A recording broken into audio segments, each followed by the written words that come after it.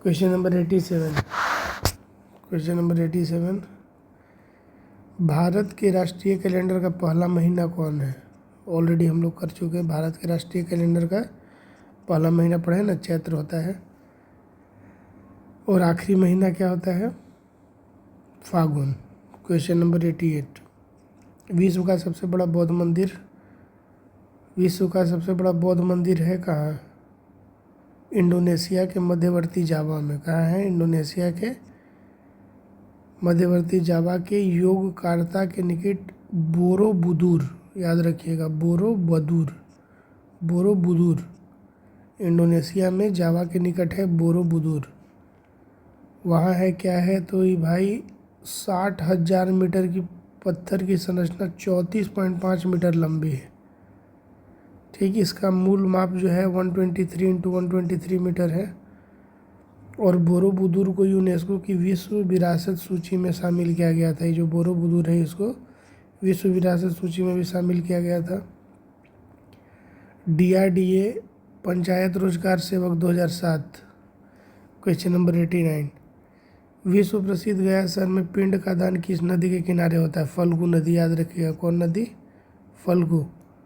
पिंड का जो दान होता है वो बहुत फेमस है, वर्ल्ड फेमस है। अंबानी भी शायद यहाँ आए थे। तो विश्व प्रसिद्ध गया शहर में पिंड का दान किस नदी के किनारे होता है? फल्गु नदी के किनारे होता है।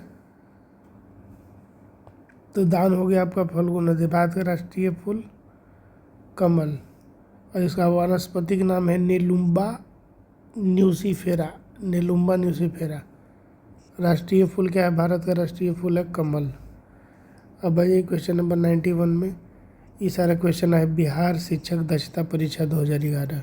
बिहार शिक्षक दक्षता परीक्षा 2011। क्वेश्चन नंबर 91, कोई व्यक्ति जो लोक नृत्य करता है उसे लोक नर्तक कहते हैं। सही बात है। कोई व्यक्ति जो लोक नृत्य करता है उसे लोक नर्तक कहते हैं। और क्या कहेंगे? अब इसमें एक चीज़ है, घूमा राजस्थान का सामाजिक लोक नृत्य है। क्वेश्चन नंबर 92, भारत का राष्ट्रीय पशु कौन है? तो बाघ। कौन है? बाघ है। राष्ट्रीय पशु कौन है? बाघ है। क्वेश्चन नंबर 93, नचिकेता ने प्रथम वर्ग क्या माना था? नचिकेता ने प्रथम वर्ग लिखा हुआ, ये भी गलत है। वर। नचिकेता ने प्रथम वर्ग क्या मांगा था? तो अध्यात्म विद्या। क्या मांगा था? अध्यात्म विद्या। टोटल कितना यम से उन्होंने जब उनका बातचीत हुआ तो 3 वर मांगे थे, जिसमें सबसे इम्पोर्टेंट क्या था? अध्यात्म।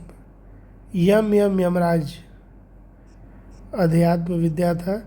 नचिकेता ने भौतिक वस्तुओं का परित्याग किया तथा यम से आत्मा और ब्रह्म विषय पर ज्ञान प्राप्त किया। क्वेश्चन नंबर 94, रक्षाबंधन का त्यौहार सावन में किस तिथि को मनाया जाता है? रक्षाबंधन का त्यौहार सावन में किस तिथि को मनाया जाता है? तो पूर्णिमा।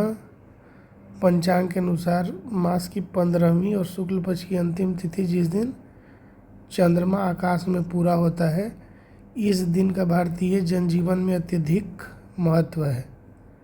तो हर माह की पूर्णिमा को कोई ना कोई पर्व अथवा व्रत अवश्य मनाया जाता है, समझ जाओ। रक्षाबंधन का त्यौहार श्रावण में पूर्णिमा को मनाया जाता है। रक्षाबंधन कब बनेगा? श्रावण में पूर्णिमा को मनाया जाता है। रक्षाबंधन श्रावण में पूर्णिमा को मनाया जाता है। अब आ गया Patna high court assistant clerk steno exam 2011। Question number 95, Pushkar Mela भी हम लोग ऑलरेडी पढ़े हैं। पुष्कर मेला कहाँ आयोजित किया जाता है? पुष्कर मेला अजमेर में। और रिपीट भी हो रहा है, दूसरे एग्जाम में पूछा था, उसमें था पशु मेला और कुछ था, इसमें पुष्कर मेला। उसमें था कि ब्रह्मा का मंदिर और पशु मेला, इसमें पूछा है पुष्कर मेला। तो पुष्कर में वही अजमेर में ही पुष्कर वही है ना। पुष्कर मेला का आयोजित किया जाता है अजमेर से 11 किलोमीटर दूर हिंदुओं का प्रसिद्ध तीर्थस्थल पुष्कर है। यहाँ पे कार्तिक पूर्णिमा को मेला लगता है, जिसमें बड़ी संख्या में देशी विदेशी पर्यटक भी आते हैं। पुष्कर मेले का एक रोचक अंग ऊँटों का क्रय विक्रय, वही है पशु मेला एक तरह का है, ऊँटों का क्रय विक्रय। क्वेश्चन नंबर 96, ब्लैक पैगोडा ये भी पढ़ा हुआ है। ब्लैक पैगोडा किसको, तो कोणार्क में जो उड़ीसा में है ना, कोणार्क नामक स्थान पे है सूर्य मंदिर, उसी को क्या बोला जाता है, ब्लैक पैगोडा।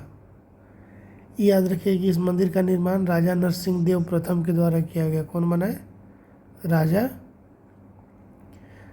नरसिंह देव प्रथम, राजा नरसिंह देव प्रथम के द्वारा बनाया गया। क्वेश्चन नंबर 97, भारत का राष्ट्रीय फूल क्या है, कमल है, हटाइए। क्वेश्चन नंबर 98, पंडित रविशंकर, पढ़ा हुआ सवाल है। पंडित रविशंकर क्या बजाते हैं, सितार।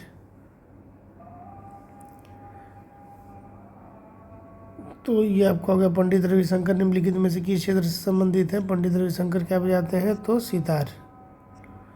पंडित रविशंकर क्या बजाते हैं, सितार, सितार वादक। क्वेश्चन नंबर 99, भारत की प्रथम पूर्णतः रंगीन फिल्म कौन थी, पूर्णतः,